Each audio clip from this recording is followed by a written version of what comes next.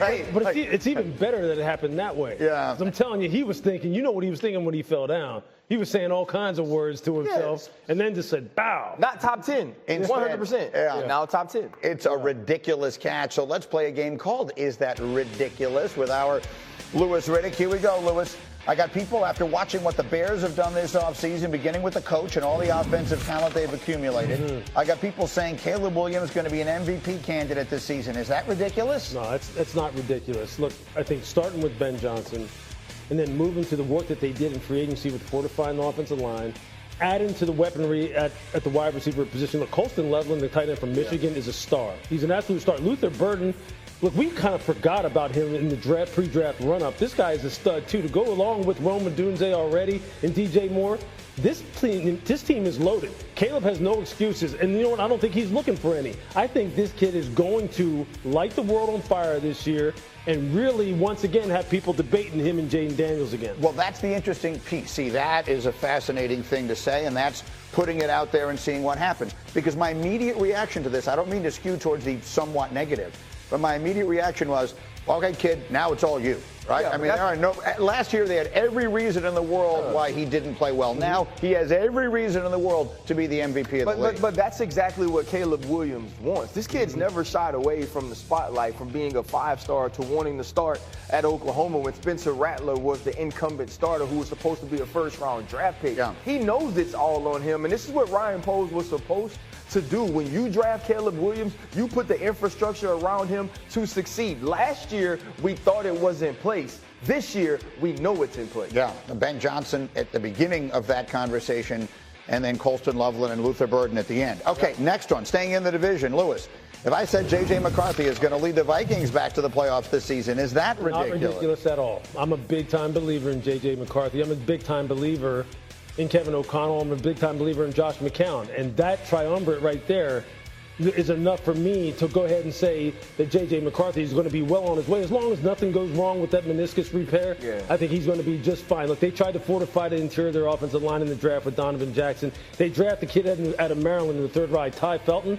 That's going to go along with what is already a stacked wide receiving core anyway. This is one of the most well-managed football teams, best-built coaching staffs in the NFL, and J.J. McCarthy is going to reap the benefits of that. RC, this isn't the question that we had planned, but it does make me think about it because you got Green Bay. I think they got better. You got the Lions, who are really good, but probably got worse losing their coaches. Bears get better. But who's the odd man out now? But that's the thing. That's what makes this question such a difficult question to answer, because we know that the Minnesota Vikings have a great infrastructure. We've seen what Kevin O'Connell could do from a schematic and play calling standpoint, and we believe in J.J. McCarthy's talent. That's why he's a top 10 pick. But this is such a difficult division to win with Jordan Love in that division, with Jared Goff in that division, the Chicago Bears ascending. So it's going to be a difficult division to say this is the team that's the front runner or this is the team that's the odd man out. Yeah. That's the one to me, because it's almost impossible for a division to get all four teams in it. It can happen. Obviously, there are that many wild cards. But with them cannibalizing each other, it's very hard to do. What winds up being the differentiator most times, right, is attrition. It winds up being who has most of their guys available at the end of the year. And that's really what it's going to come down to, because the margin for error with these guys is going to be like slim and none from team to team. And then the last one here from the ridiculous feature is the Steelers. So if someone says it has not happened on Mike Tomlin's watch, in fact, it hasn't happened since 2003. But the Steelers are finally going to have a losing season. Is that ridiculous? No, it's not ridiculous, because, look, the division is getting better also. Okay, Baltimore is going to be there. Cincinnati's going to get the defense right. They retained all the primary key players on offense.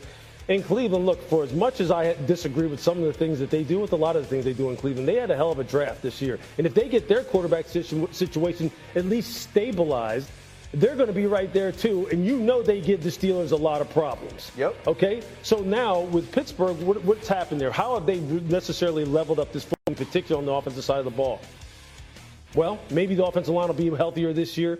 We'll see what happens with the running game. But the quarterback position is where it all starts and where it all ends with them. And they haven't addressed it. Until Aaron comes in, and if he comes in, we're going to be sitting here having this discussion. Yeah, if you're saying it right now today, absolutely. This is a year for the Pittsburgh Steelers to have the first losing season under Mike Tomlin, and I don't want that. I'm going to be honest. I want to get on here and talk about how great of a coaching job he's done, how he's coached above and beyond what that roster is. But you know it like I do, Lewis. At some point, the Roosters, whatever they say, whatever that saying is, like at some point, you're going to have to come home to roost. There you go. The Roosters come home to roost. Or is it the chickens? At some point, you're going to have to answer to not addressing the quarterback position in the way that allows you to compete. Here's how they're going to do it.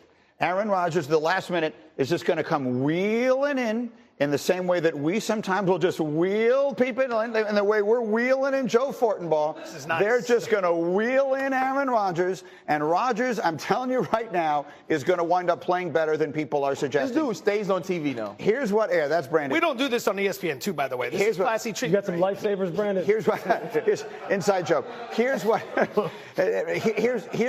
what I think was going on. I'm just guessing, to be clear. No one knows what's in Aaron's head. How does anyone? But here's what I'm guessing. I'm guessing Rodgers was waiting to see what the Steelers did in the draft. Yeah. Because if they drafted Shedeur Sanders in the first round at 21, or even if they took him in the fourth round, that might have been Rodgers looking at it saying, you know what, I just don't want to get myself involved in that. They'd be looking for reasons to get him on the field.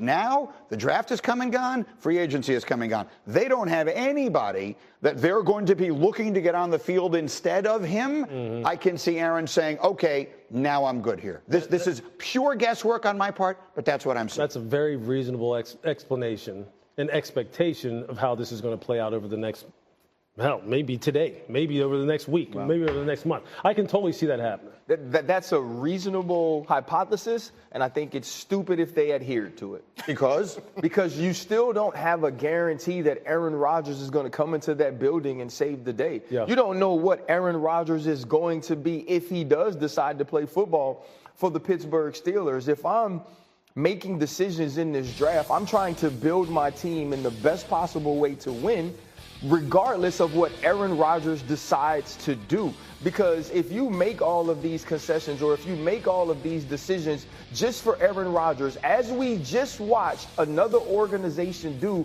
for the last 2 years, it doesn't guarantee you a championship. It doesn't guarantee you a playoff spot. Absolutely not. What are you looking at, Steelers? Win total's 8.5. You bet over, you need 9 wins. You bet under, you need 8 or fewer. I would bet under. 2 paths here. One, Rodgers doesn't show up, which means under 8.5 looks pretty good given their current situation. Or Rodgers does show up, and you get a quarterback who's going to be 42 years old in December. And the last 2 seasons, we saw him start in full. Jets last year and a few years ago with Green Bay. Play was in decline. Offense, both those years, ranked bottom half of the league in EPA. That's a telling indicator. Putting it out there and seeing what happens. Because my immediate reaction to this, I don't mean to skew towards the somewhat negative.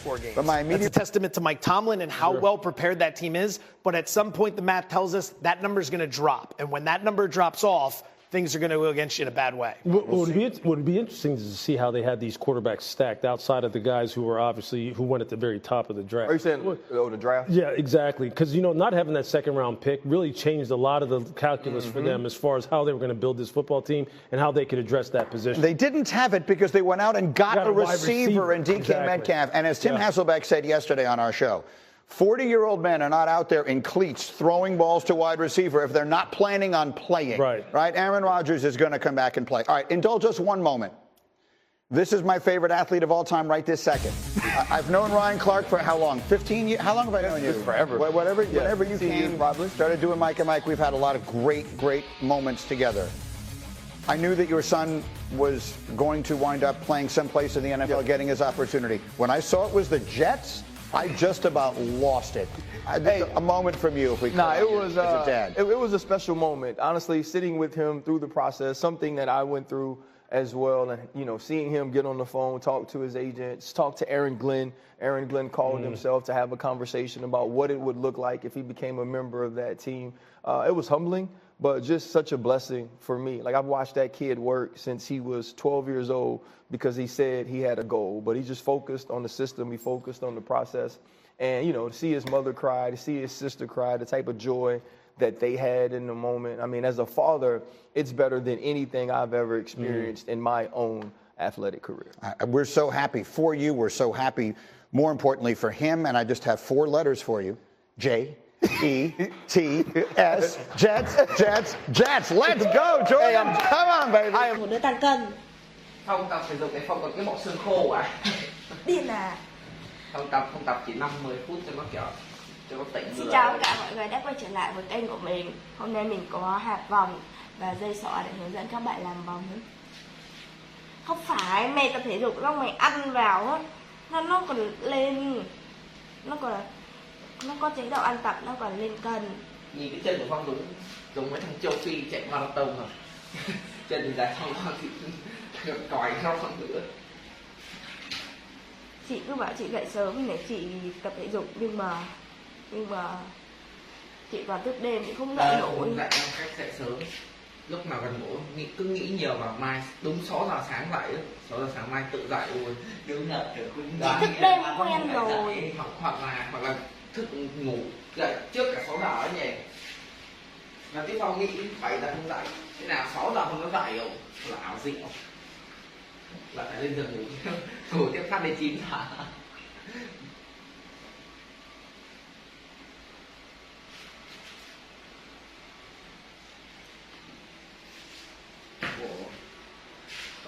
Nhìn chị này chưa?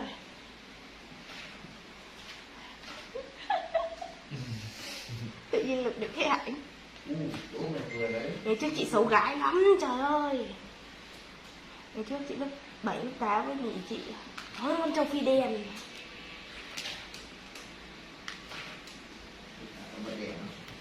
hãy xem và đánh giá. Cái con nhí cái sáng này vào đây nha. Cái con này, con linh chi. Tao nghĩ là tao nên loại mấy cái bọn lớp kép đi. Đứa nào? Phương Linh phải nói là Phương Linh á? Tao bỏ rồi. hoặc là thằng Minh Tấn. Tao cũng đang định bỏ thằng Minh Tự Tấn. nhiên thấy nó cứ thế nào ấy.